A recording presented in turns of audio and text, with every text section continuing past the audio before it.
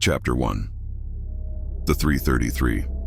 Train just before 3 in the morning. Rain slid silently down the train windows, as if trying to erase the world outside. Lucas Andrade, in a wrinkled suit with a leather briefcase on his lap, watched his distorted reflection in the glass, trying to understand why he still felt uneasy. It was supposed to be just another night journey for work, or at least it should have been. He was on the last regional train, departing from an inland capital to a small, barely known town where he was scheduled to review some contracts for an agricultural firm. The route, though long, was one he had taken before. But that night, something felt different. The tracks seemed less familiar, and the usual creaks of the carriage more drawn out, as if the train had suddenly disconnected from real time. With eyes heavy from fatigue, Lucas scanned the few other passengers in the carriage. One man slept with his head tilted awkwardly, and a woman further ahead, Clara, he recalled seeing her board at the previous station, stared out the opposite window. Occasionally, the old conductor would pass through the aisle, his gaze fixed and strangely absent. At 3:33, the train slowed abruptly, making the luggage above rattle as if something outside tried to restrain the engine. No announcement was made, no explanation given. Lucas stood, confused, noticing that a thick fog had enveloped the carriage out of nowhere. The train came to a complete stop in front of a station he had never seen before. There was no name, just a rusted sign with faded letters and a decaying, colonial-style building that clashed with the modern stations he'd passed earlier. The wall clock showed, motionless, 3:33. Without fully understanding why, and driven by a strange discomfort, Lucas stepped off. Clara also disembarked, silent, not even glancing his way. With a sigh of steam, the train closed its doors. Before Lucas could question the conductor, the man merely stared with those lifeless eyes, and the train pulled away, vanishing into the same direction it came from, as if fleeing something. Standing on the damp platform, Lucas looked around, trying to make sense of where he was. No city noise, no sign of life, except for the dim lights coming from the station and a small village beyond. The air was heavy, humid, and the silence was too thick to be natural. Clara walked ahead without a word. Lucas tried calling to her, but his voice came out muffled, swallowed by the surrounding mist. Instinctively, he followed her through an old twisted iron gate that led to a path of cobblestones. As he advanced, unsettling details emerged. The buildings were well maintained but styled decades out of date, as if the village had stopped evolving. There were no electrical wires, no signs of modern technology. The streets were lit by gas lamps swaying gently in the breeze. In the village square, he found a woman sitting on a stone bench, wearing a simple dress and shawl. Her eyes were deep and dark like bottomless wells, but her smile was welcoming. Her name was Isabel, and without him saying a word, she remarked that they had been expecting him. Confused, Lucas tried to protest, to explain he had disembarked, by mistake, that this place wasn't on the map. Isabel simply responded that no train stopped there by mistake, and that those who disembarked had something to find again. The central clock tower, seemingly broken, suddenly rang. 3 chimes and a half. A chill ran down Lucas's spine. Something about the village seemed to know more about him than he did. Looking back toward the station, hoping to spot Clara or a way out, he saw only the fog swallowing the path back. In that moment, Lucas realized that no matter how hard he tried, he might not be able to leave as easily as he arrived. Chapter 2.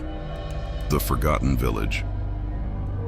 The fog lingered like a veil over the rooftops and alleys of the village, filtering the pale morning light and wrapping everything in a milky stillness. Lucas woke in a hand-carved wooden bed, inside a room that seemed pulled from another century. The walls were made of adobe, the quilt was patchwork, and a gas lamp glowed faintly atop a dresser.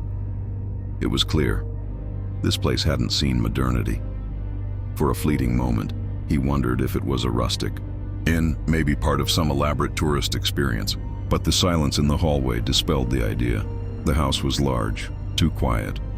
The corridor was lined with portraits of unfamiliar faces, and the scent of old wood filled the air. Outside, Isabel sat once again on the stone bench. She greeted him as though nothing were strange, as if he had merely returned home. She called him "my boy" and said he had taken his time. Lucas tried to argue that he had never been there, but Isabel only nodded patiently, the way a grandmother responds to a child's fantasy. She told him that all who leave eventually return. As Lucas wandered the village, he noticed something increasingly unsettling. Everyone acted as if they knew him. The villagers, dressed in outdated but clean clothing, greeted him with a familiarity that bordered on eerie. A man outside the barber shop said he looked thinner than the last time. A woman at the market asked if he still liked marmalade, like when he was a child. They referenced his name, spoke dates, remembered things he did not. In the central square, the tower clock still marked 3:33, eternally frozen. The fountain's crystal water flowed without any audible pump, as if powered by some invisible will. The entire village seemed to exist outside of time, a replica, not a place. He returned to the station. The structure was there, but the train tracks ended abruptly just a few meters away. No sign of how the train had arrived or departed. Clara was there too, sitting quietly on the edge of the platform, her expression unreadable.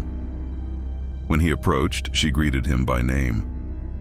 It was the first time she'd spoken directly to him. She told him with a calm that felt rehearsed that he already knew why he was there. He just hadn't remembered yet. Lucas, desperate, asked her what this place was. She only admitted that she had tried to leave once, more than once, and each time the village brought her back. He tried to leave too. He followed dirt roads out into the surrounding woods. He walked for what seemed like hours, but no matter the direction, he always ended up back at the same square, the same fountain, the same buildings. The village had a geography that folded in on itself, like a maze that shifted around him. Back in the room where he had woken up, Lucas searched for anything that might explain what was happening. In the top drawer of the dresser, he found an old photograph. It showed a young boy, himself, standing beside Isabel in front of the very house where he now stayed. The photo was real. Black and white, aged. It smelled of chemical development and old paper. It wasn't a fake or a recreation. It was a memory he didn't remember. That night, Isabel invited him to the community hall for a dinner. She said there would be a reunion, that it was important. Lucas, now convinced he was inside something far deeper than a simple mystery, agreed. He would go. If he ever hoped to leave this place, he had to understand it. Chapter 3. The man on the wall, the village hall, had been prepared for a celebration that felt both quaint and uncomfortably ceremonial. Gas lanterns cast a soft amber glow over the long rectangular room. Stone walls, aged wood beams, and the crackle of a distant fireplace gave the place the atmosphere of a forgotten century. Long tables formed a horseshoe shape, laid with ripe fruit, rustic bread, roasted meats, and ceramic jugs of dark wine. Lucas arrived with Isabel. She wore a blue dress of antique cut, delicate embroidery at the collar, and smelled faintly of lavender. The villagers received him warmly, touching his shoulder lightly, smiling as though welcoming back a prodigal son. Lucas, in contrast, remained alert, scanning faces and exits, unsure of who or what to trust. Clara was there, seated at the central table. She observed everything in silence, her eyes watchful, yet unsurprised. She looked less like a participant and more like a witness, someone who had seen this gathering many times before. As the evening progressed, Lucas was encouraged to eat and drink. Though he wasn't hungry, he took small bites to blend in. The wine was strong, with a mineral aftertaste, like earth and old roots. A slow, creeping drowsiness settled over his thoughts. Then he saw it, a portrait hanging above the fireplace, barely noticeable behind the flickering shadows and old tapestry. At first glance, it looked like any vintage painting, but then his eyes locked on the subject. A man, stern, dressed in early 20th century fashion, and he was identical to Lucas. Same eyes, same jawline, same slight part in the hair. Beneath the frame, a small brass plate was fixed, though time had worn much of it away. The engraving read, "Mr. Lucas Andrade, Station Administrator, 1911. The floor seemed to shift beneath him. Lucas couldn't breathe. This was impossible. Not just the resemblance, the name, the profession, everything. He moved closer to the portrait. The brushstrokes, the varnish, the frame, all confirmed the painting's authenticity. This wasn't a hoax, but what haunted him wasn't just the likeness, it was the recognition. Deep inside, he felt the echo of that gaze, as if he weren't looking at an ancestor or stranger, but at himself. Once, Isabel appeared at his side. She did not explain.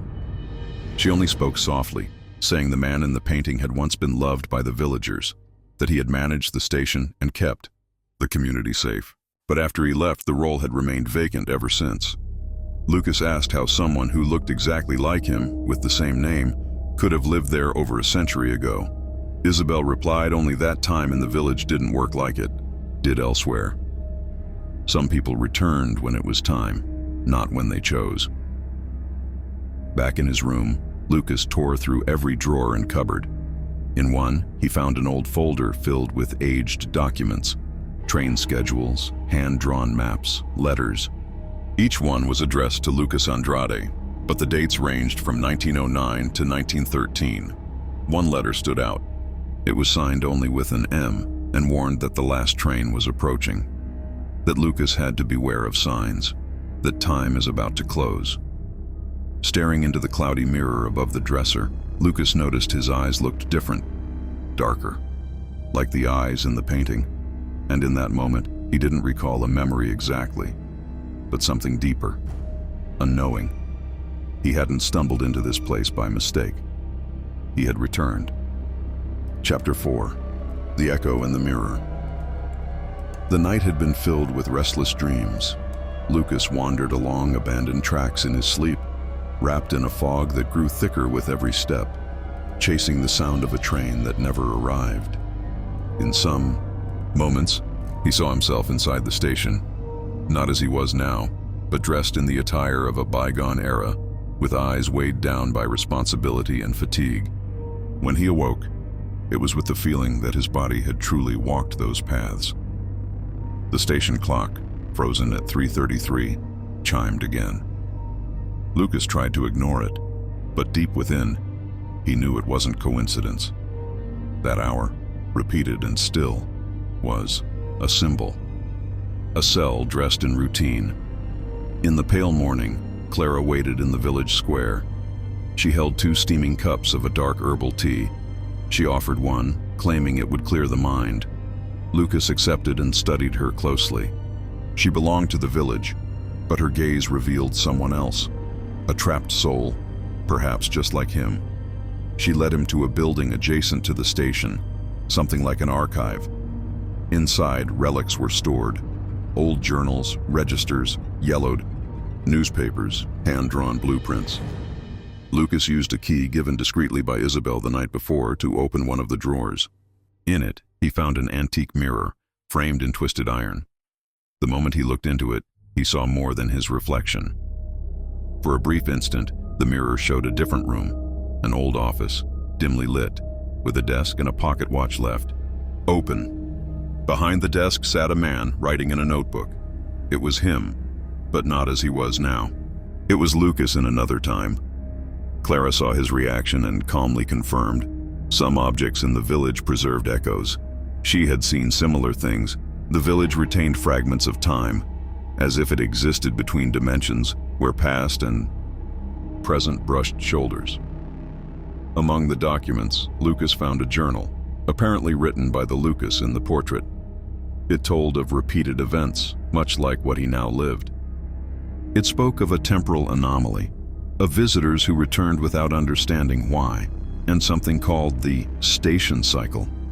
According to the journal, it was a convergence point, a loop that drew certain souls back until they resolved what once went unresolved. The final entry stopped abruptly. The night of the return requires sacrifice. No cycle breaks without facing what was left behind. A chill ran through Lucas. The mention of sacrifice and return implied that remembering wasn't enough. One had to face it. or the loop would restart. That afternoon, Isabel invited Lucas to return to the rails behind the village. According to her, that's where the last cycle always began. They walked in silence for nearly an hour through damp brush and mossy stones. At the end of the trail, they reached an abandoned tunnel, sealed by rusted iron and bricks, surrounded by creeping vines. Isabel revealed that Lucas had left the village through that tunnel once before. The last train to pass through it was the same one that brought him back now, even though no one had seen it working since the 1930s.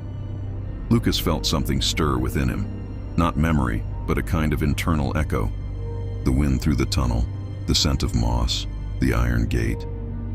It all felt intimately familiar, as if his body remembered what his mind had buried. On the way back, he noticed the portrait of the older Lucas had vanished from the village hall. In its place, a blank frame hung on the wall. When asked, Isabel simply said that some images only remain as long as they are needed. The village was changing. The cycle was moving, and Lucas now knew it wasn't enough to escape. He had to understand what he came back to face and why. Chapter 5. The Silent Conductor. The moon stood high in the sky, pale and watchful, casting a silvery glow over the path that led to the tunnel. Lucas walked in silence, his steps barely making a sound on the gravel-covered trail. The night carried a weight to it, not fear exactly, but inevitability. The air was thick with something that felt like electricity, though no storm threatened above. In his hand, he held an oil lantern, given to him by Clara just before midnight. Along with it, she had spoken only a brief warning. Don't speak. To him. Just listen. Lucas hadn't asked who he was. Deep down, he already knew. At the tunnel's mouth, the gates that had once sealed it shut now stood partially open. No signs of force, no damage, just an old lock unlatched by someone who clearly knew what they were doing. And there, just within the shadow, stood the conductor, motionless, dressed in a long, dark coat and a cap pulled low over lifeless eyes. He didn't move, didn't speak, but he saw everything. And Lucas understood immediately. The conductor was not a man, but a presence, a guardian. Perhaps of the tunnel, perhaps of the truth. Lucas didn't move closer right away. He held the lantern higher. The light flickered against the damp stone. The conductor slowly raised one hand and pointed into the darkness of the tunnel. A silent command. Lucas hesitated. Inside, the tunnel was cold, humid, and black like tar. A wind blew out from its center, steady and unnatural, but he stepped forward, drawn not by courage, but by necessity. The floor inside was uneven, covered in crumbled stone and old tracks choked by roots. The lantern trembled in his grasp. As he walked deeper, the tunnel began to show markings along the walls, carved into the brick, symbols, spirals, phrases in unknown languages. Time itself seemed to ripple around them. The conductor followed silently behind, never deviating, always exactly one step behind, like a shadow stitched to his back. Eventually, they entered a chamber, a hidden room, arched like a cathedral, in the heart of the earth. In its center sat an ancient railway signal lantern, surrounded by letters strewn across the floor. Letters addressed to Lucas Andrade, all of them. Some dated in the future, others impossibly from over a century ago. Each letter carried the same message, worded in different ways. Return. Correct. Be free. The realization struck him. All at once, the station wasn't built to trap him. It existed to contain something that had been broken long ago. And Lucas, in different eras, had tried again and again to break free. And each time had failed. He wasn't the next Lucas Andrade. He was the same one, pulled back again and again into this place, reborn and redirected into the same path, the same ending. The conductor stepped forward and lit the ancient lantern with a single strike of a match. The flame burst forth with unnatural intensity, filling the chamber with golden light. In that moment, the tunnel trembled, and Lucas felt something within him tear open. Not pain, not fear, memory. He saw a younger version of himself, terrified, fleeing the village one night long ago. He had taken the final train. He had chosen to forget. And because of that, the cycle restarted. He'd been running from the truth. Now the flame extinguished, and with it, the conductor vanished. Lucas stood alone in the chamber. But something had shifted. The air had changed. And now he knew. It wasn't just about escape. It was about completion. He returned to the village before dawn. All the lamps were lit, as though everyone had been waiting. Clara stood by his house. She no longer smiled. Her eyes were serious. She told him that the next night would mark the final cycle, and he had to be ready to face the thing that had kept him there for so long. Chapter 6. The other me morning arrived without sunlight. The entire village seemed trapped in a perpetual twilight, where shadows stretched longer than they should, and colors dulled under a heavy sky. Lucas sat on the edge of his bed, the same carved wood creaking softly beneath him. In his hands, the journal he had found days earlier now had additional pages. Pages that hadn't been there before. But he hadn't written them. The handwriting was his, unmistakable. Each entry detailed moments he had just experienced. Walking into the tunnel, meeting the conductor, the lantern, the letters. The pages even described emotions he hadn't consciously processed until reading them. It was as if the journal was writing itself from his thoughts, or from someone else living them through him. He went outside and found Isabel already waiting on the bench. Her eyes were tired, her voice more serious than ever. She told him there was little time now. That what needed to happen would happen that night, when the clock struck 3:33 once again. Lucas tried to ask what exactly he had to do. Isabel said only this: "You have to face yourself." As the hours passed, the village grew quieter. Even the animals seemed to withdraw. Clara appeared at dusk and took him back to the square. The fountain had stopped. The clock tower, still stuck at 3:33, now emitted a faint hum, as though something inside it had begun to turn again. Clara explained that at the heart of the cycle was not time, or guilt, or punishment, but denial. Lucas had fled once, and in doing so, abandoned a part of himself behind. That part had waited, grown, twisted. Now it wanted to come back. When night fell, Lucas was led alone to the old schoolhouse, now abandoned and covered in ivy. Inside, desks were scattered, chalk dust covered the floor, and a large blackboard stood at the far wall. On it, someone had written in white chalk, "One of you must remain." Lucas turned and saw himself, not in a mirror, not a vision, a living, breathing version of himself, older, gaunter, and dressed like the man in the portrait from the village hall. The same haunted eyes, the same worn coat. This was the Lucas that had stayed, the version that had tried to leave and failed over and over, until he had become part of the village itself. Neither of them spoke. There were no words to capture what passed between them. Only an unbearable silence, heavy with every failed attempt, every forgotten version, every death and rebirth through time. The older Lucas stepped forward and placed something in his hand, a key. Lucas felt a searing pulse run through him, a wave of every memory forgotten. He saw the first arrival, the first dinner, the first kiss with Clara, the argument with Isabel, the first train that brought him. The fear that made him run. He saw all his lives, and then, the older version did something unexpected. He sat at one of the desks, slowly, calmly. He said, not with his mouth, but with something deeper, that Lucas could choose. Only one of them would leave. The other must remain and hold the memory.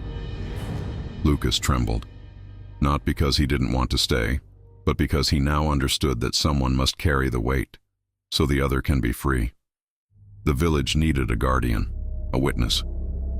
Otherwise, the cycle would simply begin again. He walked out without knowing what decision had been made, because the truth was, they were both the same man. When he stepped into the village square again, the bells rang once more, and the clock finally moved. 4.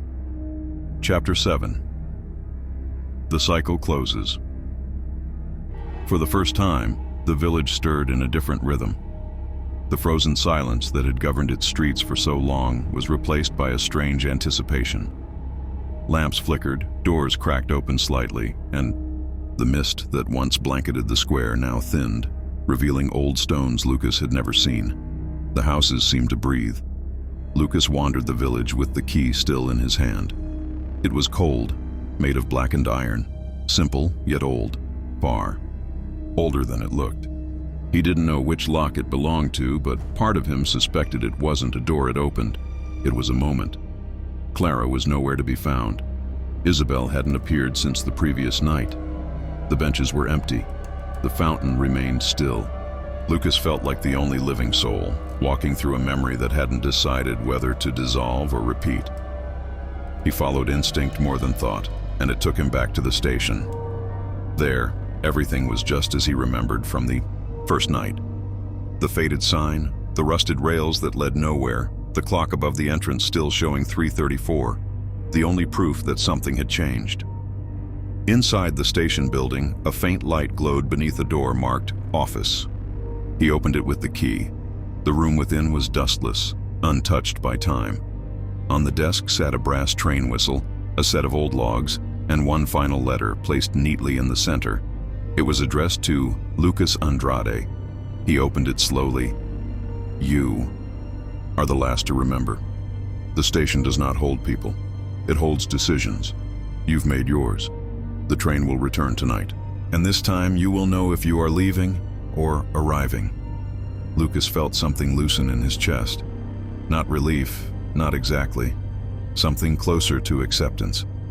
The sun never rose that day, only faded from gray to deep blue, until night took the village once more. At 3:33, a distant rumble shook the tracks. Lucas stood on the platform as fog returned, sliding across the rails like a tide.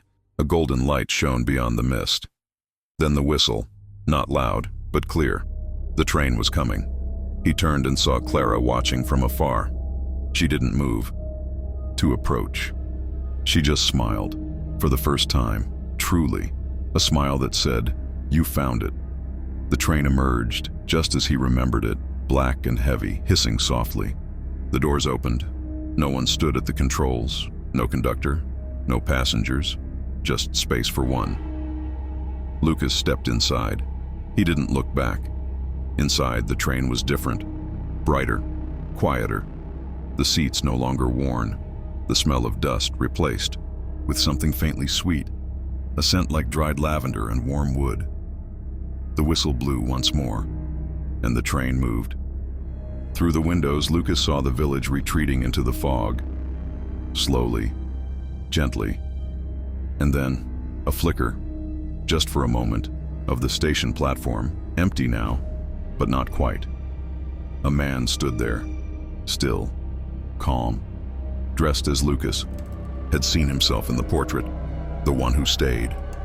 The cycle had closed, and now it was finally time to see what waited beyond. Chapter 8. What Comes After. The train moved forward as if sliding across an invisible rail, carried more by memory than by any physical force. Through the windows there was no scenery, only drifting shapes, shadows of places that could have been or might one day be. Lucas sat alone in the cabin, no longer clutching the briefcase from days ago. It had vanished, just like everything unnecessary to his journey. The lights in the carriage pulsed softly, and time seemed to stretch, not linearly but like a breath, expanding and contracting without direction. He didn't know how long he traveled. Hours, maybe minutes. But eventually, the fog outside began to clear. Not in the sense of revealing a landscape, but in the subtle feeling that he had reached something, that the cycle had ended, and a new state awaited. The train stopped. There was no announcement, no hiss of brakes, just stillness. Lucas stood, not with urgency, but with understanding. When the doors opened, he stepped out into a space that defied classification. It wasn't a station, it wasn't the village. It was memory itself, given form. There were fragments of places, the corridor of the house where Isabel lived, the bench in the village square, the interior of the tunnel. all scattered through a gray field lit by a pale, centerless light. And in the center of it all, a mirror, not like the one in the archive. This one was complete, standing tall on an iron frame. And as Lucas approached, he saw himself, not as he had just been, but as all the versions of himself. The child who had lived there long ago, the young man who had fled without goodbye, the older version who had remained, protecting the cycle, the Lucas who had just arrived, and the one who would now choose what came next. The mirror didn't reflect a single image, but layered them all, one life superimposed upon another. They did not contradict. They completed, and then came the voice, not external, not in words, but a resonance deep within. Do you wish to remember, or to begin again? Lucas didn't hesitate.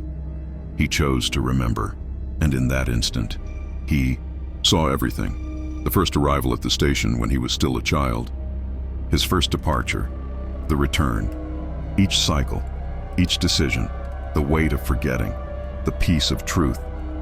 He saw Isabel, now understood to be not just a woman but a custodian of cycles, Clara, a companion across lifetimes, the conductor, not a guardian, but a reflection of the gate itself. Lucas closed his eyes. When he opened them, he was walking in a city, a real one. Cars, voices, warm daylight. He wore modern clothes, carried a briefcase, and he remembered everything, not as if waking from a dream, but as one who had returned from far away. As he passed a train station, he stopped, just for a moment. And there it was, the old rusted plaque, almost invisible, behind a newer sign. He smiled. He wouldn't go back. He had already arrived. End of the story.